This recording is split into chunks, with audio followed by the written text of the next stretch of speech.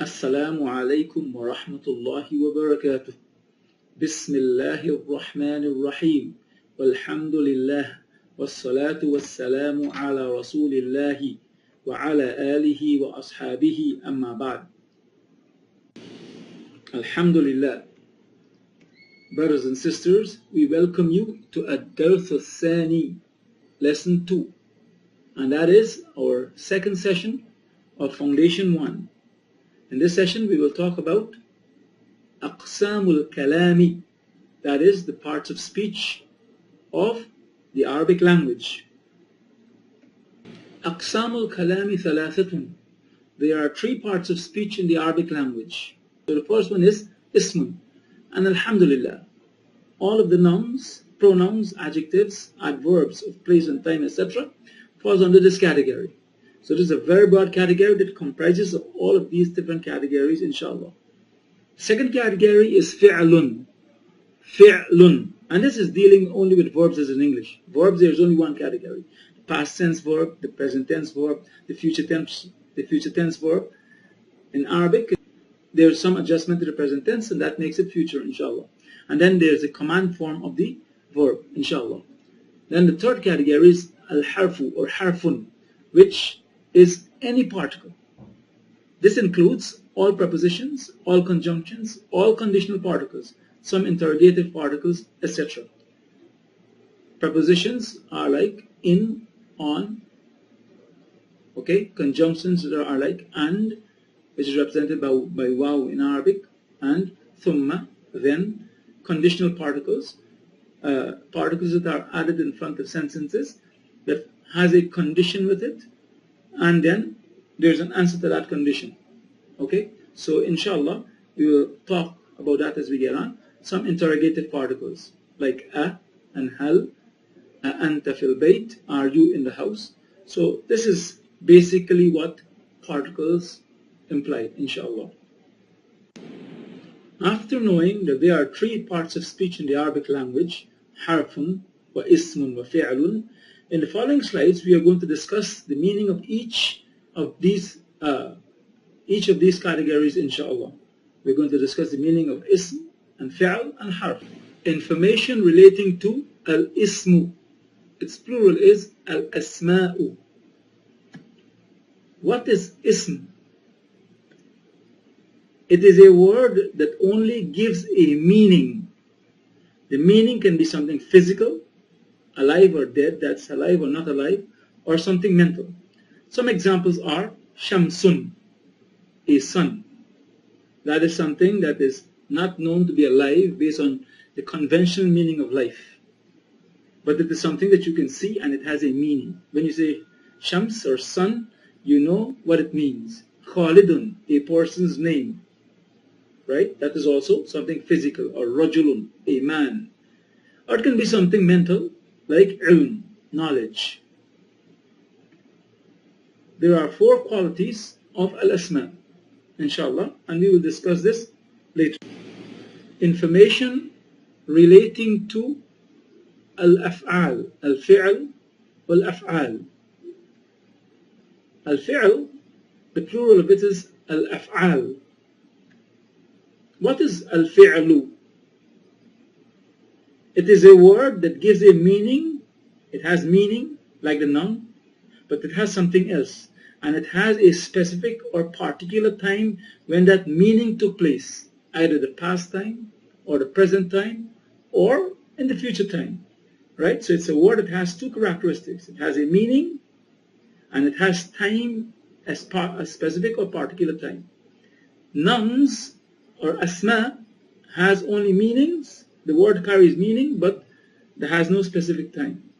An example is daraba, which means he hit. That is the past time. It has 2 indications: the meaning of hitting and the particular time when that hitting occurred, which is in the past.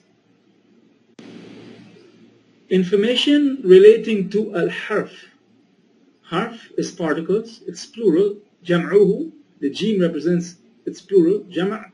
It's al-huruf. What is al-harfu? Al-harfu is a word that the indications of verbs or nouns does not fit upon.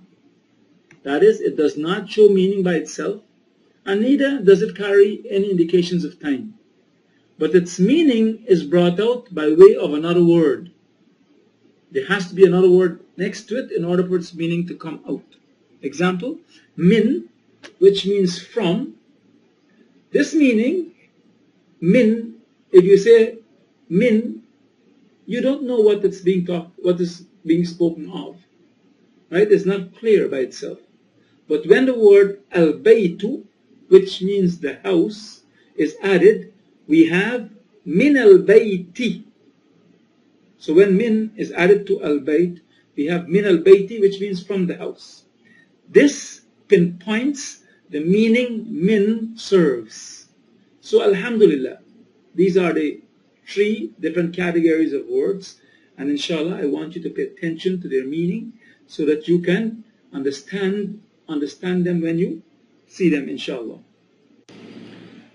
In this slide we are going to have some examples of one type of harf, which is called harf al-jar or huruf al-jar. This is normally translated as prepositions. The preposition or preposition, harf al-jar, is a single letter or a word that comes before a noun. That's an ism. So notice this particular thing about harf al-jar. It comes before a noun. It never comes before a verb.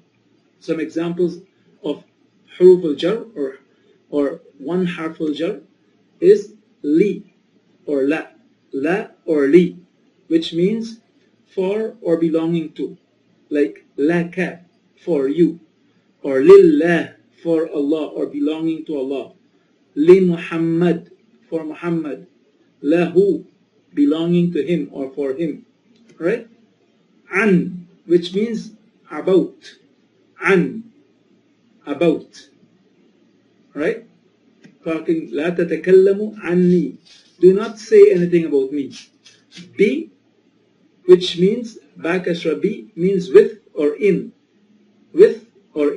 like Bismillah, in the ism of Allah, in the name of Allah, right? Or with the name of Allah. I begin with the name of Allah, or I begin in the name of Allah. Min means from. Min means from. Min al-bayti, from the house. Min al-masjidi, from the masjid. Min al-madrasati, from the madrasa. Fi means in. Ar-rajulu fil bayti, the man is in the house. Fi means in. And notice all the words. Laka, for you. Lillahi, for Allah. Anni, about me. Bismillah, min al-bayti, fil bayti, fil madrasati. All of it comes before a noun. All of these huruf that we mentioned, this huruf al-jar comes before the noun. Ala means upon. Ala al-maktabi, upon the desk. Ala al-sariri, upon the bed. Ila, towards or to. Adhabu ila al-masjidi, I am going to. Ila al-masjidi, ila al-masjidi, to the masjid. Again, it is before a noun. So we see this consistent. We see that this is very consistent, that the harf al-jar appears only before nouns. These letters, these huruf, or words, because the harf al-jar can be either a letter, like in the case of ba, or lam, kasra li, or lam fatha la, right? It can be one letter, or it can be more than one letter. Like an is 2 letters, min is 2 letters, ala is 3 letters. The ain, the lam, and the alif maksura. These letters or words help, so the letters or words help in the formation of sentences by either A, connecting 2 nouns. Example, ar-rajulu fil masjidi. Ar-rajulu fil masjidi. This is connecting 2 nouns. The man, ar-rajul is the man. Fi means in. The is understood. Arabic has no, in a jumlatul ismiya, in a nominal sentence, there is no word for is. The man is in al-masjid, the masjidi. Or connecting a verb to a noun. So notice, two nouns, so a noun can come before the harf al jar or after the harf al jar. Whereas, when it comes to verbs, verbs only come before. It only comes before the harf al jar, before the preposition. So you say, ذهب إلى المسجد. He went, ذهب means he went, إلى المسجد means to the masjid. So, inshallah, we hope that all of these information, that you will assimilate them, study them, revise them, learn these prepositions, inshallah, or prepositions, and inshallah we hope that Allah bless us and guide us and help us and strengthen us to do what is good and keep the program. Jazakumullah khairan. Subhanakallahumma bihamdik, ashhadu an la ilaha illa anta, astaghfiruka wa atubu ilayk. Wassalamu alaikum wa rahmatullahi wa barakatuh.